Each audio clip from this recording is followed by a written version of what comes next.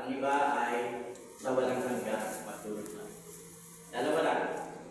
Ang sabi sa Lucas 16:26, ang nakalagay sa gitna ng langit at ng impyerno ay malalim na bangin. Bakit nilagyan ng malalim na bangin? Hindi na uuso ang lipatan sa kabilang buhay. Pag namatay ka, hindi na uso ang lipatan. Kaya hindi mo totoo, tabi-tabi po, nare-respect po natin yung paniniwala ng iba. Pero kung susukatin po natin sa Biblia, hindi na uso ang padasal sa patay. Hindi na uso ang padasal sa patay. Kasi hindi na uso ang lipatan sa kabilang buhay. Kung saan ka napunta, doon ka na-pertiderme. Kung napunta ka sa buhay na walang hanggan, doon ka na. Kung napunta ka sa pagturusang walang hanggan, o mas kilala sa tawag na impyerno, doon ka na magpa-kailanman. So, nilagyan ng pangin para ano? Para hindi magkaroon ng lipatan. Para yung nandito, hindi makalipat dito. Nandito, hindi makalipat dito. Kaya kung naman nasa langit na, at pa naman na ulilipat sa impyerno. Diba? Siyempre, ang magka-aspire lang na lumipat sa langit, yung nasa impyerno. Ibig sabihin, walang laman ng impyerno na yun. Hindi ko totoo yun. Kasi sinabi ng Diyos, parurusahan niya ang lahat na aayaw sa Kanya. So may laman ng impyerno. Hindi sila nakalipat. Bakit hindi sila nakalipat? Kasi may bangin. Dahil hindi totoo ang padasal sa patay. Amen. Hindi totoo ang padasal sa patay. Yung lahat na pumasa sa padasal sa patay, napahamak. Napahamak. Ang paano ka, kung gusto mong mapunta sa langit, yung kaluluwa mo, paano ang dapat mong gawin? Ano ang dapat mong gawin? Patayin sa inyo, ha? 1:18, John chapter 16, verse 18. Ito po. Sabi nga ng Bible, dalawa lang ang pupuntahan ng tao, hindi tatlo. Sa ibang paniniwala, 4 ang pupuntahan. Langit, impyerno, purgatorio, may limbo pa. 4. Pero sa Bible, dalawa lang. Yun. Paano ang pagpunta sa langit at paano ang pagpunta sa impyerno? Hindi mo inilihim ng Bible. Itinuro ng Bible ang way, ang daan, paano tayo pupunta sa langit at paano tayo pupunta sa impyerno. Okay? Paano daw po? John chapter 16, verse 18. Ito po ang sinasabi ng Bible. 1:3:18 pala. 3:18, I'm sorry. Hindi kinahatulan ng parusa ang sumasampalataya sa anak. Saan mo ang hatol? Sa impyerno. So pagka hindi ka na hanatulan sa impyerno ng parusa, doon ang kaparusahan eh. Kung sumasampalataya ka sa anak. Yun ang turo ng Bible. Sino yung anak? Si Jesus Christ. So kung sumasampalataya ka kay Jesus Christ, yun ang turo ng Bible, hindi ka nahanatulan ng parusa. Ibig sabihin, kung sumasampalataya ka kay Jesus Christ, hindi ka pupunta sa impyerno. Walang paghatol para sa iyo. Amen. Yan ang turo ng Bible. Pero may cambio. May cambio. Ang sabi rito, ngunit, hinatulan na. Sino? Sino ang may hatol na? Ang hindi sumasampalataya, sapagkat hindi siya sumampalataya sa kaisa-isang anak ng Diyos. Sino yung may hatol? Yung hindi sumasampalataya. Kanino? Kay Jesus Christ. Buhay pa siya, may hatol siya. Okay? Nakakuha niyo? Ayun turo ng Bible. Sino ang hatulan? Yung lupa. Mag-iiba-iba rin eh. Yung katawan, pag namatay, pupunta sa lupa, babalik sa alabo. Yung spirito, babalik sa Diyos, na siyang may bigay nito. Pahiram lang sa atin ang Diyos, yung spirito. Pangatlo, yung kaluluwa sa pupunta. Kung tumanggap ka kay Jesus Christ, kung sumampalataya ka kay Jesus Christ, sa buhay na walang hanggan. Amen. Sa piling ng Diyos. Yun ang turo ng Bible. Hindi ka nakakatulan ng pagkutata, impyerno. Ibig sabihin, buhay ka pa, sa langit ka na pupunta. Naghihintay ka na lang ng kamatayan. Meron ka ng katiyakan, sigurado ka na pag namatay ka, sa langit ka pupunta. May assurance ka na ng kaligtasan. May katiyakan ka na. Pangit naman yata yung simba ka ng simba, hindi mo alam kung saan ka pupunta pag namatay ka. Eh dito ka na magsimba sa isang simbahan na nagtuturo ng katiyakan kung saan ka pupunta pag namatay ka. Dahil sabi nga, pag bulag ang umakay sa kapwa bulag, pareho kayong mahuhulog sa balon, sa bangin.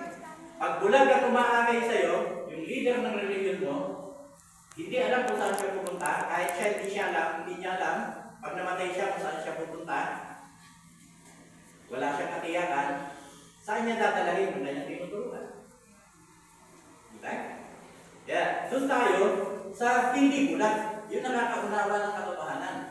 Yung katotohanan mula sa salita ng Diyos. Amen. Ano ang sinasabi ng Biblia?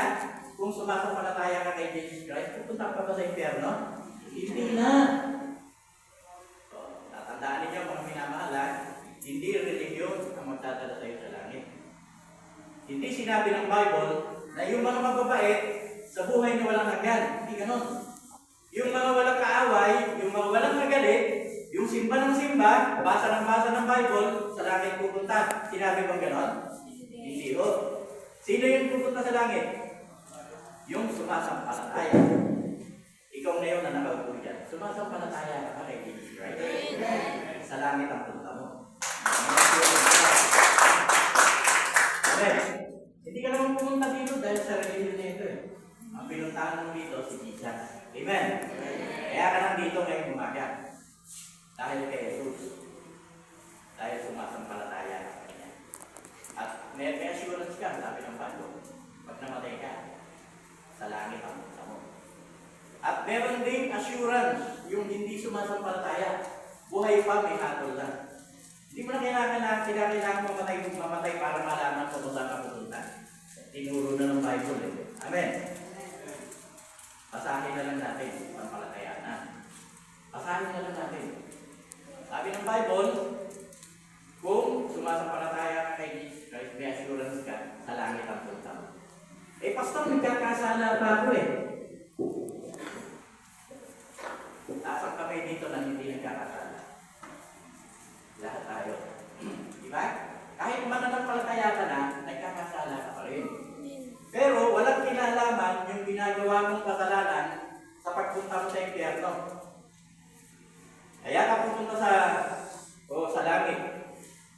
Kaya ka pupunta sa langit, hindi dahil mabait ka, hindi dahil sa mabubuting gawa, kundi dahil nanalig ka kay Jesus Christ.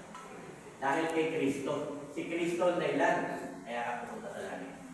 Meron isang batang kalye. Yung batang kalye na yun, gula-gula yung damit, sira-sira. Meron siyang kaibigang milyonaryo, nataanan siya. Kaibigan, sumama ka muna sa akin. Niyaya siya. Pumunta sila sa bahay ng milyonaryo. Ang laki ng bahay ng milyonaryo na bata. Nag-iisang anak, no? Noong milyonaryo. Nakapasok siya doon. Pasok siya hanggang sa kwarto. Tuwan-tuwa siya, talong-talong siya doon sa kama, na malambot, no? Kasi wala silang gano'n. Talong-talong siya doon. O, kaibigan, diyan ka muna, ha? Iwan mo na kita, ipaghahanda kita ng merienda. Pumunta yung milyonaryong bata doon sa kusina, naghanda ng merienda. Dumating yung tatay, naabutan yung anak naabutan yung batang ulubi. Natatalo-talo doon sa kama nila, no? Kama ng anak. Galit na galit yung tatay. Sabi ng tatay, sino na? Paano ka nakapasok dito? Buti dumating yung anak. Sabi ng anak, Daddy, dala ko yan, kaibigan ko yan. Ano ba? O sige, maglaro lang kayo. Bakit nakapasok yung milyonaryo doon sa bahay bakit nakapasok yung ulubi doon sa bahay ng milyonaryo? Dahil dala siya nung anak ng milyonaryo. Alam mo ba, papasok ka sa langit? Dahil dala ka ni Jesus Christ. Si Jesus Christ ang may dala sa'yo. Hindi ikaw ang may dala ng sarili mo doon. Kailanman yung batang pulubi na yun, hindi ba kakapasok doon sa bahay ng milyonaryo sa kanyang sarili? Di ba? Sa kanyang saganang sarili niya, hindi siya makakapasok doon. Kahit mabait pa siya. Di ba? Kahit pogi pa siya. Kahit ano pang magandang katangian ng meron siya, hindi siya makakapasok doon kung hindi siya dadalagin ng anak ng mayaman. Amen? Ganun ka rin pagpunta sa langit. Hindi ka makakapasok sa langit sa sarili mong ano, dahil palasimba ako eh. Palabas ako ng Bible eh. Madasalin ako eh. Mabait ako, namimigay ako sa mga mahihirap. Pag may matandang tumatawid sa kalsada, tinutulungan ko eh. Sapat pa yun para makapasok ka sa langit. Kahit guwapo ka pa, no? Kahit pogi ka pa, nakagaya ko. Di ba? Hindi ka makakapasok sa langit sa sarili mong effort. Ang magdadala sa iyo, si Jesus Christ. Amen. Yun, si Jesus Christ lang ang kailangan mo sa buhay na ito. Yun lang. Hindi religion. Ako nalulungkot ako, nag-aaway-aaway yung mga religion, debate-debate, pagkalinyan. No? Hindi ho yun eh. Si Jesus Christ lang. Ano sabi ni Jesus Christ? I am the way, the truth, and the life. No one comes to the Father but through me. Walang makakapunta doon kung hindi dahil sa akin. Alam niyo, sa English kasi, meron tinatawag na definite article at saka indefinite. No? Ang ginamit doon sa English, definite article, D, the word D, T-H-E. Kasi kung indefinite yun, ginamit doon A, I am away. Di ba? I am away. Pagka gumamit ka ng indefinite article na A, ibig sabihin, may choice pang iba. Isa lang ako sa mga daan. I am away. Isa lang ako sa mga daan. I am away. Meron pang ibang daan. Pero anong ginamit na article doon? D, T-H-E. Definite, tiyak. Wala nang iba. Pag gumamit ka ng word na D, ang ibig sabihin doon, wala nang ibang choice. Siya lang. I am the way, the truth, and the life. Ang linaw nun. Hindi na tinutulog ng Bible. Kaya ngayong umaga, huwag natin hayaan, may tatlong bahagi tayo, diba? Yung katawan natin, wala na yan, wala na pag-asa. Talagang pag namatayan, sa lupa ang balik niya. Yung spirito natin, pag namatay tayo, babalik yan sa Diyos. Kasi yung spirito na binigay sa iyo ng Diyos, para magkaroon ka ng buhay. Unang iniligay ng Diyos yan, kay Adan, hiningahan sa ilong si Adan. Yung hininga na ihininga ng Diyos kay Adan, spirito yun. Kaya nagkaroon siya ng buhay. Di ba? Nagkaroon siya ng buhay. Ngayon, pag namatay ka na, yung spirito yun babalik sa Diyos. At yung kaluluwa mo, susunduin ng angel. Saan ka pupunta pagkamatay mo? Diba? Ano ang silbi ng pasimba-simba mo kung hindi mo ito naintindihan? Diba? Anong silbi ng pagpunta-punta mo rito sa church na ito? Hindi mo naman pala alam sa pagpunta pag namatay ka. Wala ka naman pala katiyakan. Pero ngayong umaga, gusto ko bawat isa sa atin may katiyakan. Lalabas tayo dyan mamaya, alam na natin saan tayo pupunta pag namatay tayo. Amen? Kasi, sinasabi ko sa'yo, sayang ang magsisimba mo kung wala kang katiyakan. Ulitin ko tanong. Namatay ka ngayon. Hindi naman natin hinihingi. Lahat naman tayo mamatay eh, di ba? Lahat ng tao mamatay. Doon nga sa Israel o doon sa Iran, bigla na lang nananahimik sila ngayon. Wow! Di ba? Yere. So namatay tayo. Nandun ka ngayon sa harapan ng langit. Kumakatok. May nagsalita sa loob. Bakit kita papapasukin? Ano ang sasagot mo?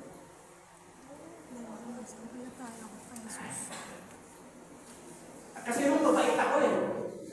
Kasi mo matulungin ako eh. Diba? Kasi yung palasimba ako eh. Wala akong absent. Yung ba yung sasagot natin? Kasi marami akong tinapos. Ang dami kong diploma at certificate sa bahay. Magaling mo ako, matalino ako. Papasukin niyo ako dyan. Ganun ba yung sasagot natin? Ano yung sasagot natin? Kasi ho, tinanggap ko yung ipinadala mo sa lupa na namatay para sa akin. Yeso Cristo. Amen. Yun, bubukasan namin.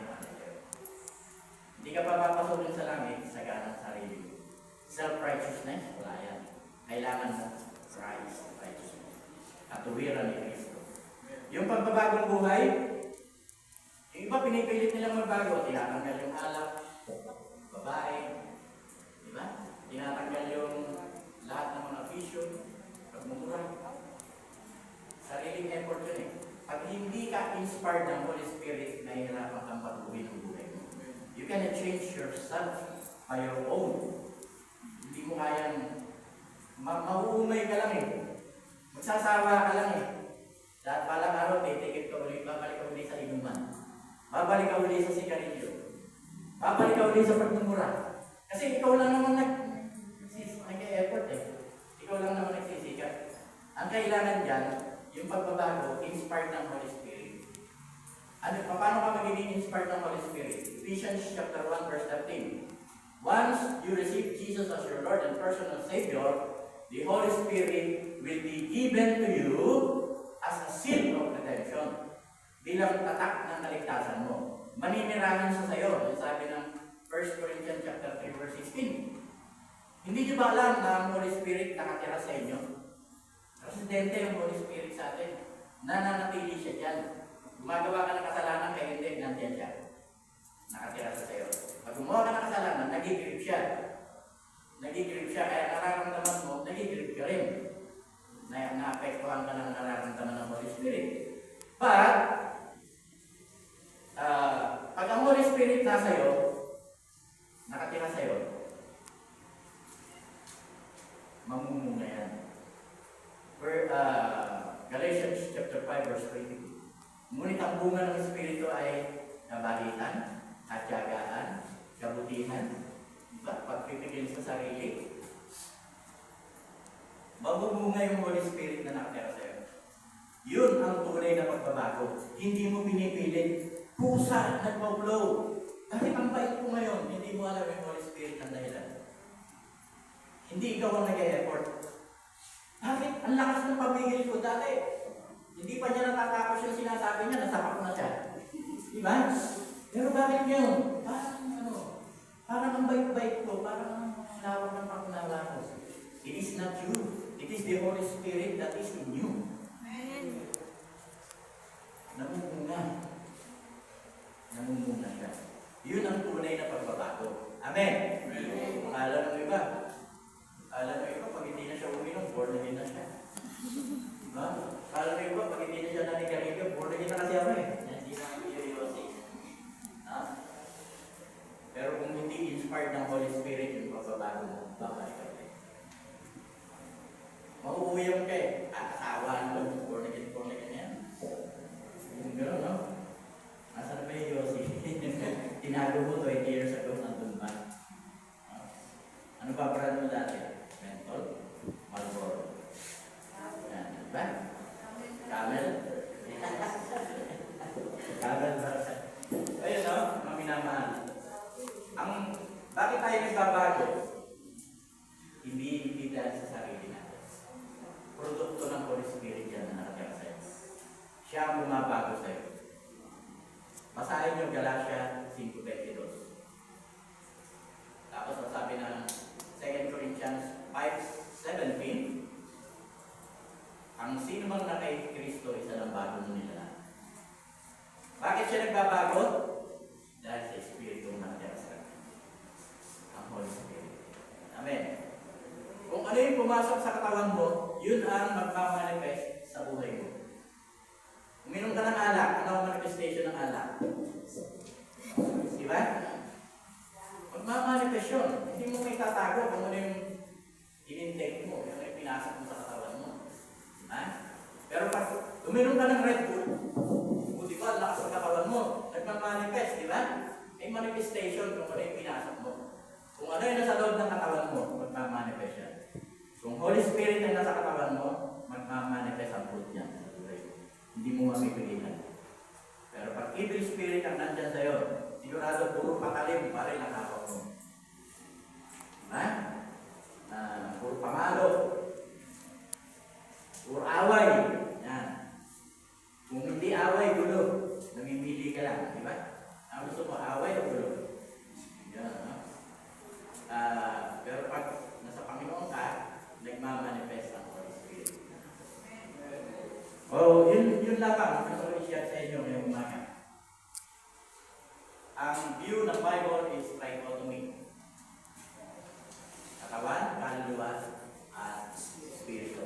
So, meron tayong kaluluwa. Pag namatay tayo, saan pupunta yan? Pero kung hindi ng Panginoon, may assurance ka na ngayong umaga. Lalabas ka dyan, tiyak ka na sa buhay mo. Hindi na kaya ang pupunta mo rito ngayong umaga. Tayo po'y manalangin.